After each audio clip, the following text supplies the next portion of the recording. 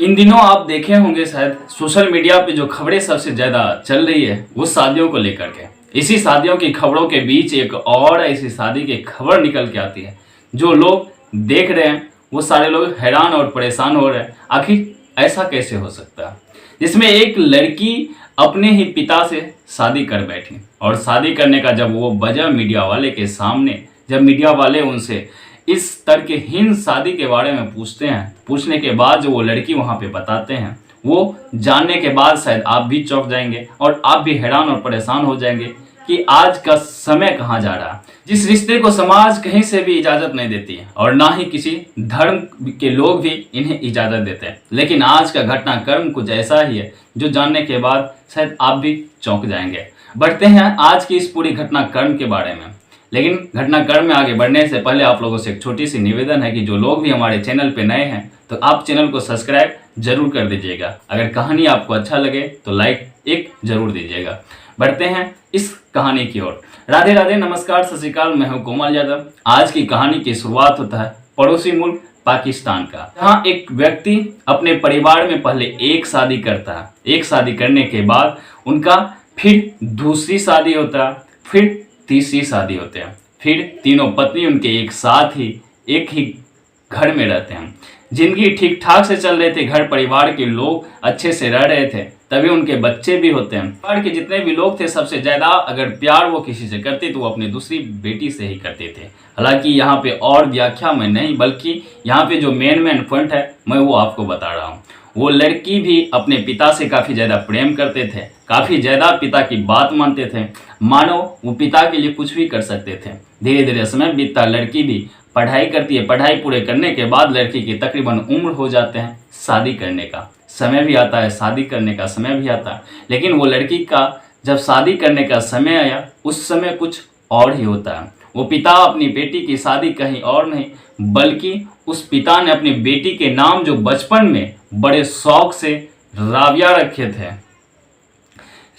रखे थे वही नाम उस पिता के लिए शादी का बंधन बन जाते हैं। आम तौर पे अगर राबिया को आप अरबी भाषा में समझेंगे तो राबिया का मतलब चार होता है और लड़की के जहन में बैठ चुकी थी चार का मतलब यानी चार। ताकि पुत्री के लिए मैं तो दूसरे स्थान पर हूँ, लेकिन नाम के आधार पे चौथा स्थान आना चाहिए। वो सोचने लगते हैं कि आखिर मुझे चौथे स्थान आने के लिए ना ही मैं किसी के कोख से जन्म लेकर के अब मैं किसी की चौथा बच्चा बन सकती हूँ और ना ही मैं किसी की चौथी माँ बन सकती हूँ। यही बात सोच करके वो लड़की डिसाइड करती है कि मैं शादी किसी और से नहीं बल्कि अपने पिता से ही शादी करूंगी। और होता भी कुछ ऐसे ही, वो अपने पिता से ही शादी करते हैं। और शादी करने के बाद जब धीरे धीरे ये मामला सोशल मीडिया और इंटरनेट की तरफ से कुछ लोगों के पास पहुंचते हैं, कुछ लोग इस लड़की के पास पहुंचते हैं और लड़की से बात करने का कोशिश करते हैं। लड़की से जैसे ही बात करते तो लड़की वहां पे जो बताते हैं, राबिया ने खुद बताई कि वो अपने पिता से शादी करके काफी ज्यादा खुश है। वो शादी इस आधार पे की थी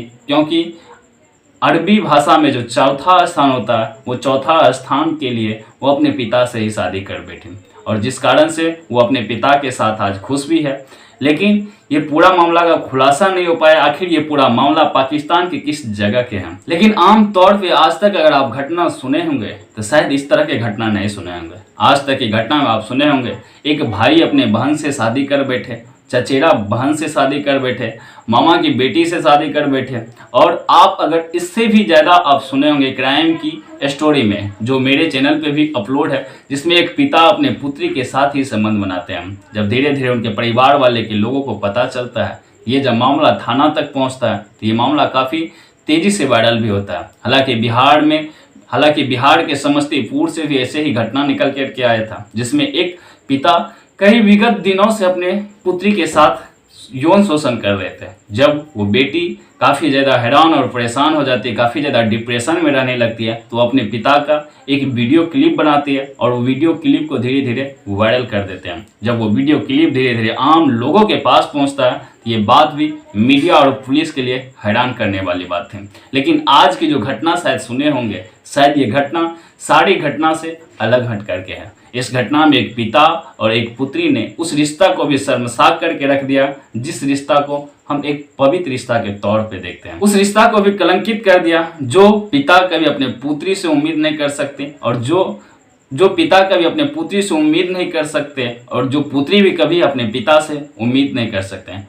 वैसे में आज का ज़माना कहाँ जा रहा है, ज़रा आप सोच के देखिए। एक लड़की अपने पिता से ही शादी की और शादी करने के बाद वो आज अपना माँ का ही सौतन बन बैठी है। अब वो लड़की अपने पिता के साथ और अपने माँ के साथ खुशी खुशी से रहने के लिए तैयार है। वो ये भी बताती है कि मैं शादी करके काफ़ी खुश हूँ और मैं उम्मीद करूँगा कि मेरे परिवार वाले के साथ मैं काफ़ी ज़्यादा खुश भी रहूँ और मेरा परिवार इसी तरह से चलता भी रहेगा।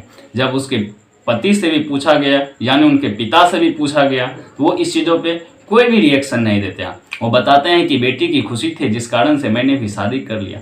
हालांकि ये पूरा घटनाक्रम यहीं खत्म होता है, लेकिन इस कहानी को सुनाने का मकसद किसी को परेशान करना नहीं बल्कि आपको जागरूक करना है कि आज का समाज किस दिशा में जा रहा है। जरा आप सोच के देखिए।